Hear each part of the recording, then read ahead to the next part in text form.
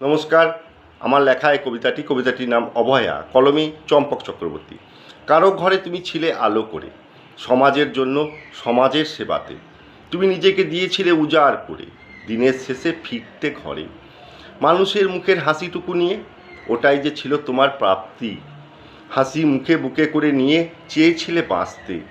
একটু একটু স্বপ্ন নিয়ে চাইছিলে জীবনটাকে গড়তে। কী ছিল তোমার অপরাধ তুমি নিজেও না জানতে পেরেছিলে।